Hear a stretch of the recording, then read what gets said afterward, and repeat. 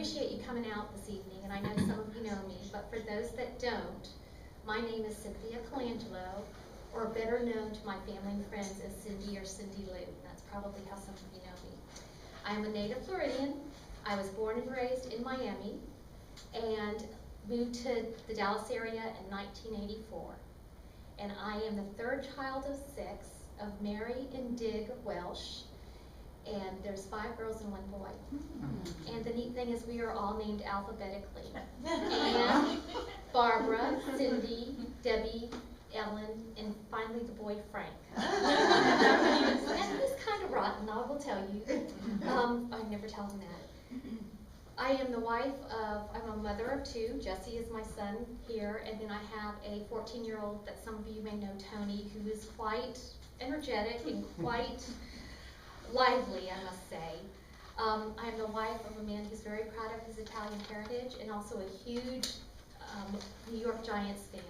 So you can imagine in our house after the Super Bowl when we were very, very happy.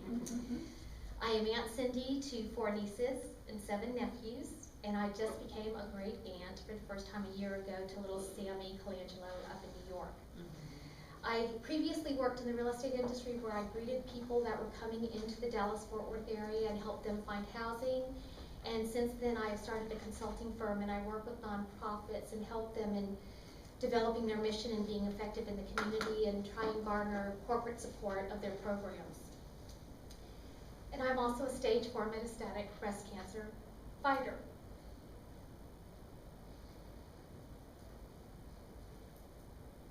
I've been practicing this. You're doing great, okay. I have been involved in this journey since 2001, when I was first diagnosed with what I refer to as DCIS, or breast cancer light. I lovingly refer to it as breast cancer light, because little did I know what was ahead of me. I had a lumpectomy and radiation, and thought this was it, we can kick this and we'll go on our life and be just fine. I figured I was going to be one of those people on the side of the road in pink celebrating the victory over breast cancer. You know how we see those pictures all the time. Little did I know what was ahead of me.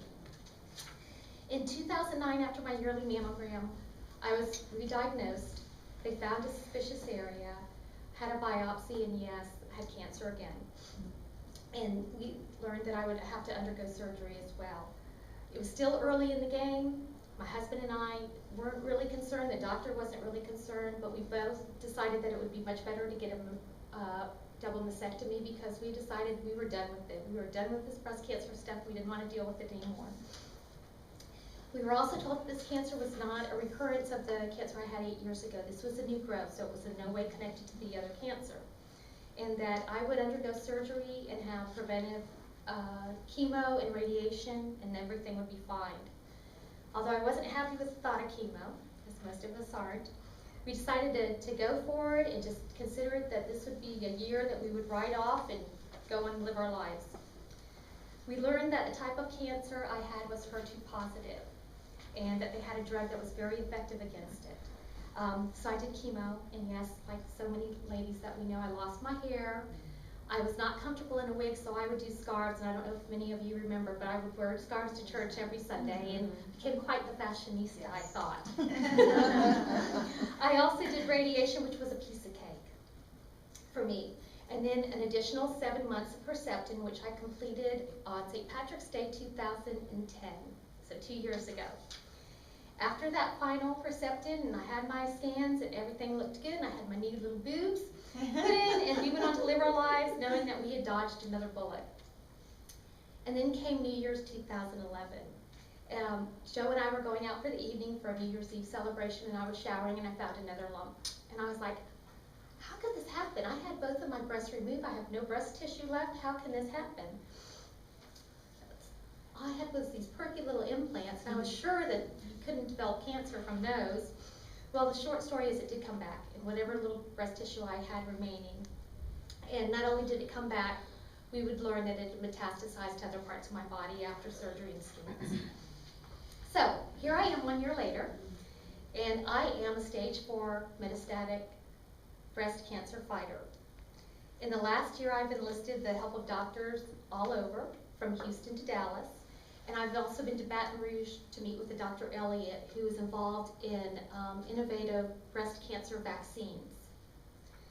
In the last year, I've had surgery, radiation therapy twice. I've been a participant in 2 clinical studies involving different trial chemo drugs.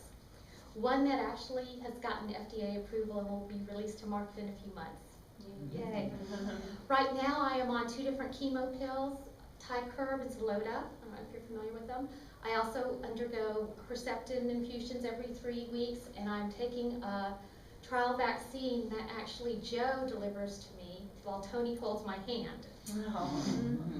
But in the last year, I've also traveled to Miami, New York, Houston, Destin, Galveston, San Antonio, Baton Rouge, and just returned from a trip to Austin where we visited friends. I, along with 14 other incredible ladies, participated as CC Sisters, and we did the Susan G. Komen 3-day, 60-mile walk, and we were able to raise $70,000 for breast cancer research. And I plan on competing this year again, or participating this year if my feet will hold out. My family and I are also planning a trip to Hawaii in July with my 2 sons, and I just found out that I will be at the first University of Florida football game, sitting in the president's box to cheer on my Florida Gators. Really about that. So why the long introduction and all this information? Because I want something that I say tonight to connect with you. I want everyone to realize all that has been done for breast cancer, but all that needs to be done. And I want to reach out. I want us to reach out and realize that we can make a difference. And I want us to realize all of the power in faith and hope and action. I believe that I'm here, that I'm still here through the grace of God and the support of many people who love and have prayed for me, people I know and people that I don't even know. It's amazing. And I want all of us to reach out to those around us who might be going through a similar thing. To show support, reach out with prayer, which so many of you have done, and just small gestures. People don't realize how the smallest gesture can make a difference in your life of somebody that's going through something like this. I can remember when I was hairless with my scarf going through Costco and feeling kind of puny because I have some bad days. They're not all good days. And a woman walked up to me and said, "You are so beautiful." I had no idea who this woman was. She said that, I thanked her, and she left. Never saw her again. I wouldn't recognize her if I ran into her. But I consider her to be one of the angels that I met along in this journey. She was amazing. I want you all to realize, too, that everybody that hears my message, no one is immune. It can hit all of us, and you never know when. And I want you to know that if it should be somebody that yourself or somebody you know, don't run and hide. I mean, we have work to do. I hope that you will be your own advocate, or your sister's advocate, or your friend's advocate, and that you realize all the choices that are out there, and they are growing every day. And you never know where that right answer may come from. I mentioned my family. If you haven't figured out, I consider my biggest one of them standing there. When we first got the news, my sister and her husband got me down to Houston, to MD Anderson. They have got so many friends and people they know, and they got me in to see a doctor who was well-renowned in breast cancer, Dr. Valero, who would be the one that would come up and suggest the treatment plan for me. And it was a clinical study that he recommended. He said, "This is the one you need to get into." We came back to Dallas and talked to my doctor. My sister had done research to find out where the study was being offered, and we were all ready to go participate in this study in San Antonio. We found out at the last minute that I didn't qualify. So I met with my doctor here in Dallas, and while I was in the waiting room, or in the room with him, my phone came with a text message, and it was, "I found another study for you." Well, I showed that study to my doctor in his office, and he goes, "We just got this study here. We have it right here. We could deliver this to you right here in Dallas." Well, we were thrilled.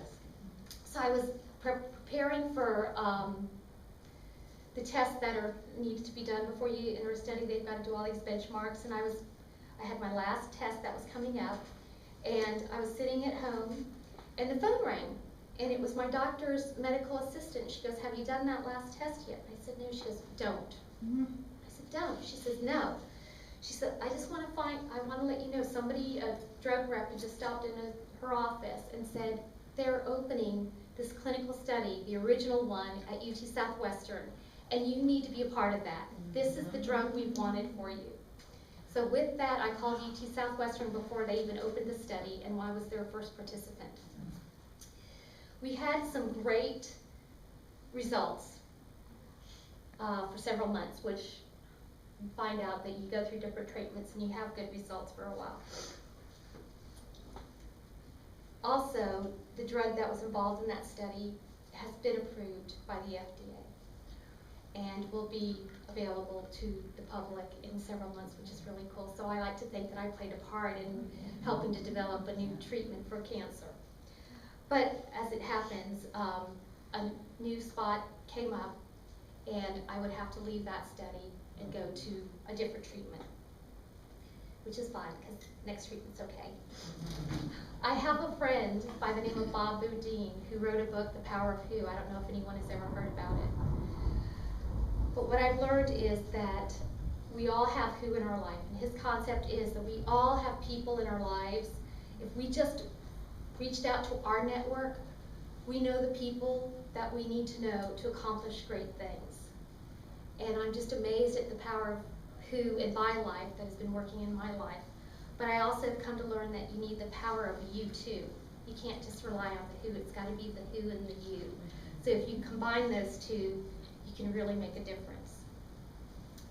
Most importantly, I want people to live their lives with joy and happiness each day and try to eliminate stress. What I've come to find out is that stress, as we all know, can be a real killer. I mean, they have run tests and research, and they have found that it is associated with diseases like cancer. And I never really thought about that. So we need to eliminate the stress in our lives, try and reduce it. And we also hear so much about living each day. Everyone says you've got to live each day to the fullest, but what does that mean? You know, I think we all think we're living each day because we're all sitting here and we're all living. But what does truly living each day really mean? Does it mean rushing from appointment to appointment and dodging this crazy traffic, trying to make the next meeting that we have, not to be late? Or maybe trying to take on another commitment that we can squeeze into our already hectic schedule?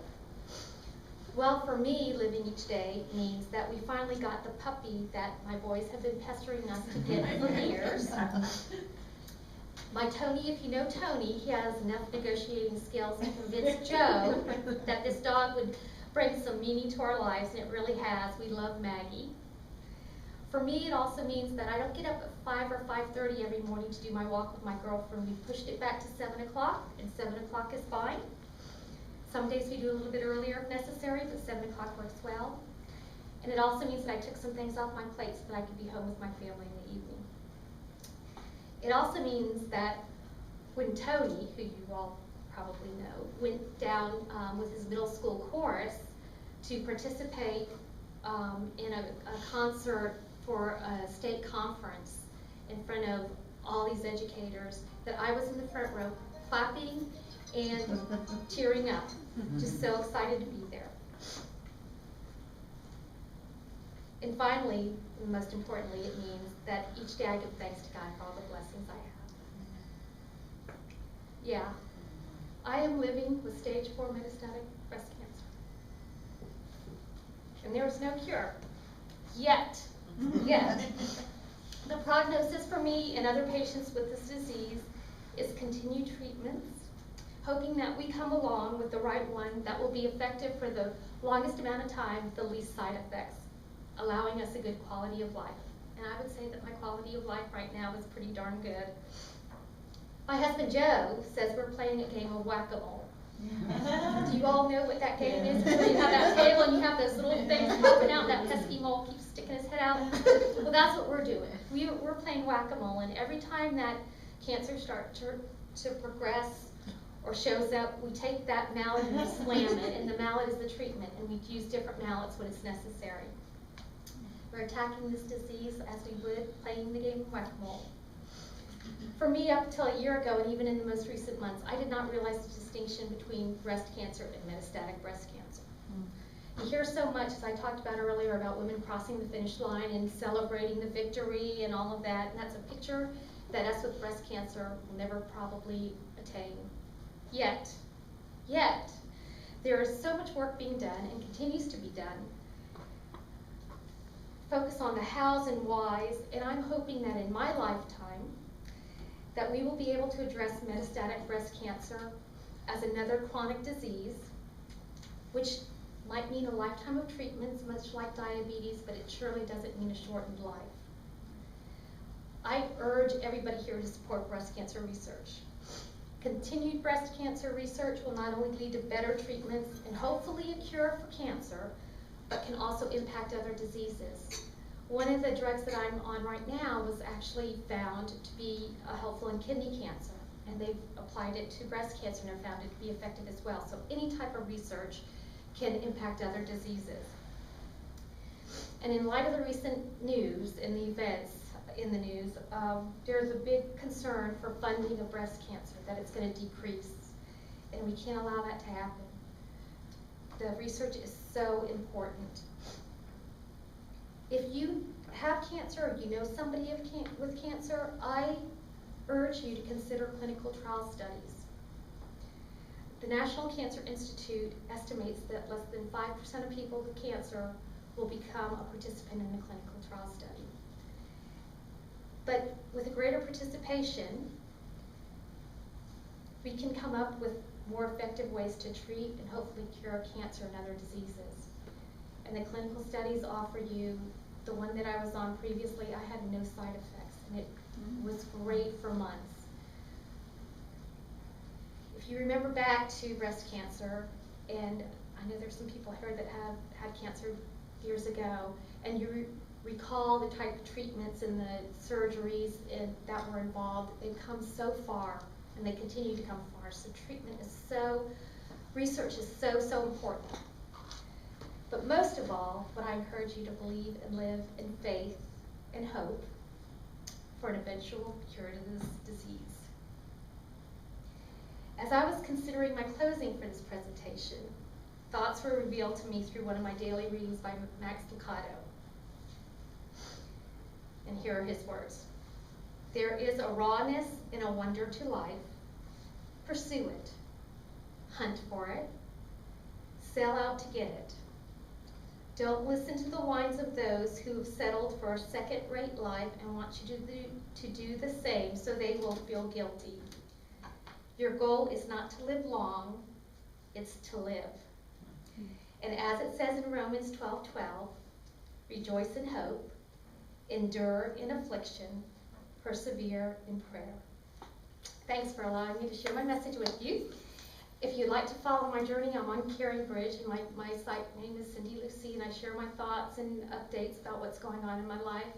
I would love to help you in any way I can. I'd love to share with you information about some of the clinical studies that are out there and the websites that are available that you can research. And if there's anything I can do for anyone you know or yourself, please let me know. Thank you for coming out this evening.